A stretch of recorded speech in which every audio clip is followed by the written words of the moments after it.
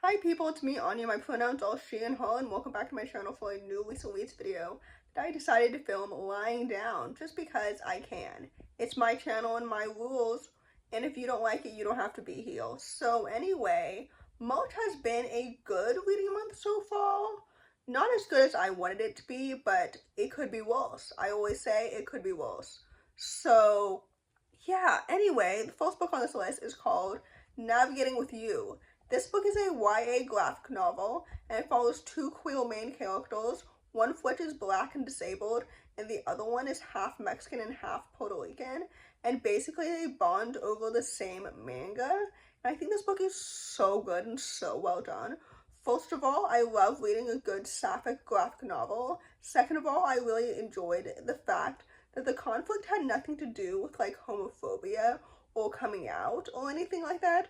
Obviously, I understand that many queer young people can relate to those storylines that are a little bit heavier, and obviously, I think that homophobia, not queerness, should be eradicated. But I really appreciated in this story how casual the representation was. I also really enjoyed the disability representation too. Like, this book was so good. I loved both characters individually as well as their romantic connection together. Like, the romance was so cute and it was so well placed. I love the plot and the illustrations and everything. This book is so good and it's so well done in literally every single element. So anyway, with that said, I rated this book 4 out of 5 stars, and I would definitely highly recommend it. The next book on this list is called Tempest. This book is a YA urban fantasy following a black main character who's moving in with estranged family members that she's never quite met before while she's being hunted by a magical secret society because she has magical elemental powers related to the wind. I thought this book was really good unexpectedly, and I say unexpectedly because I had really low expectations, because this is one of those books where I hadn't really heard about it before, so I didn't really know anyone else's opinions about it because it's such an underrated gem. And don't get me wrong, there are some books out there that are very underrated because they're not very good, and this book is not one of those because I rated it 4 stars because I really enjoyed it. The world building was solid and well done and explained well, and I enjoyed the magic and the whole family dynamics and everything. There were a few storylines towards the end that I think deserved more development, particularly her relationship with her cousin, for example. But other than that, like, I enjoyed the romance and the friendships and what was introduced in the beginning and the magic and everything. So anyway, with that said, I rated this book 4 out of 5 stars, and I would definitely highly recommend it. And I do want a sequel. So anyway, take that as you will. The next book on this list is called Clementine H. Hopeful is Not a Hero, and this book is a middle grade portal fantasy, I think, that follows a queer main character who feels like an outcast in their like mortal human world, and so they find this portal magical fantastical world that's created through imagination, which is my biggest gripe with this book because the world building did not feel real and immersive to me because so much of the development was told rather than shown, which means that I didn't really understand how it was created or how one could access it, or like if it was only available at night or something. I don't know. So I didn't really understand if it's not that I didn't understand whether or not the other people that Clementine met were real or not. Not because like they never talked about their real life or anything, but more because I couldn't quite grasp what was actually going on, given the plot and the world building, because it didn't come to life for me because I couldn't visualize it. Does that make any sense? Anyway, I appreciated the queerness of it, I will say, although it wasn't super explicit, so I don't know if I was supposed to interpret like Clementine or even their friends as like queer or transgender or gender fluid or non-binary. Like, I didn't know how I was supposed to interpret them, but I don't know if that was on purpose or not. I think that it was, and it's totally understandable that sometimes queerness is not, I don't know, explored or explained well, because sometimes, like, these characters are young, like, they don't know themselves fully yet because they're 12 years old, which is totally understandable or whatever. And also, like, sometimes people in real life who are queer don't use labels explicitly, which again is totally fine and totally understandable. But like, within the context of this story, I didn't know how I was supposed to like interpret their identities, if that makes any sense.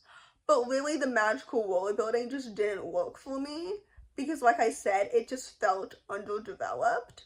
So anyway, with that said, I rated this book 3 stars and I was very disappointed by it. The next book on this list is called The Mirrorwood.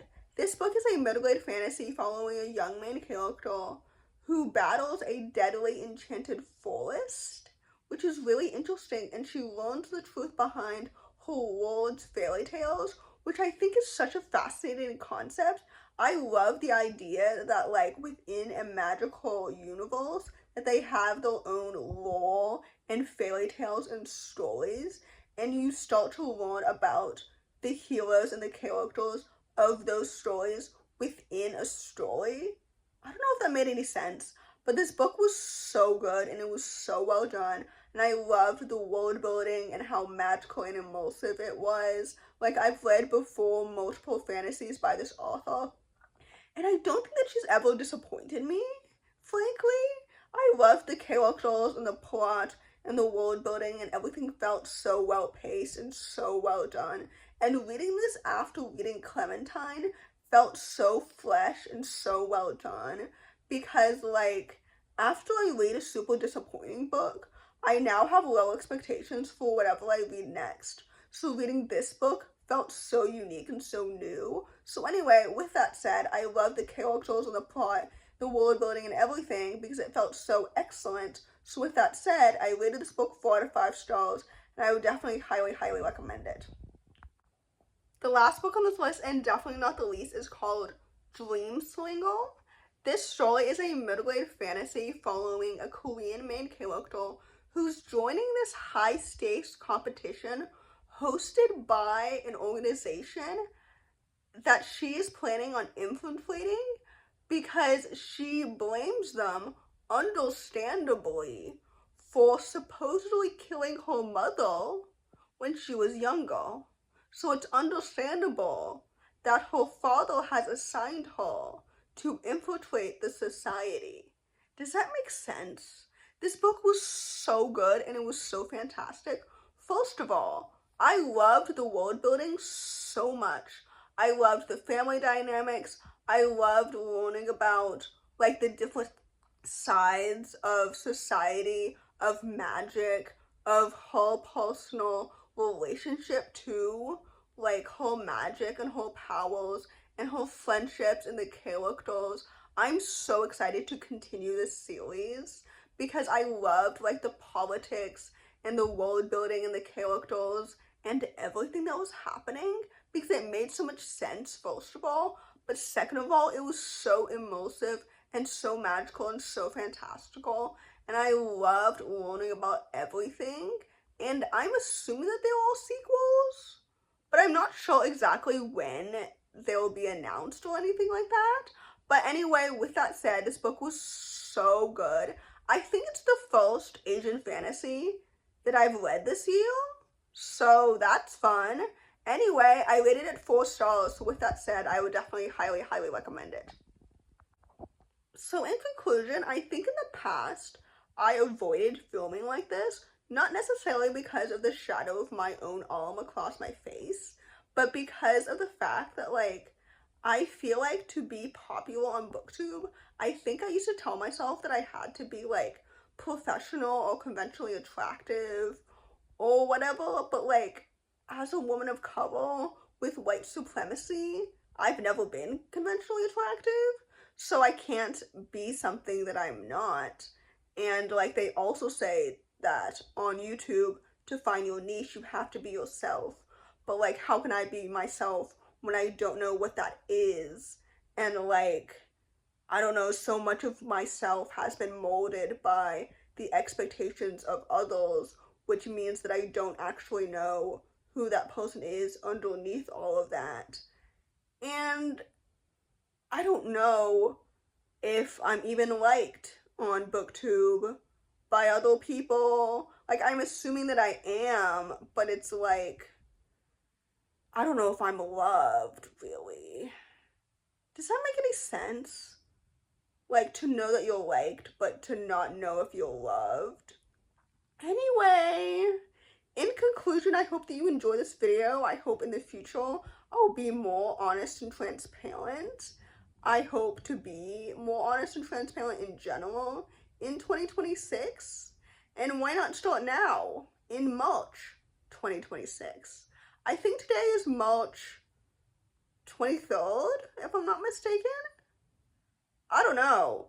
Anyway, in conclusion, if you enjoy this video, please don't hesitate to give it a big thumbs up. Comment down below the ice cream emoji if you made it all the way to the end of the video. Thanks for watching. Subscribe to my channel if you're new.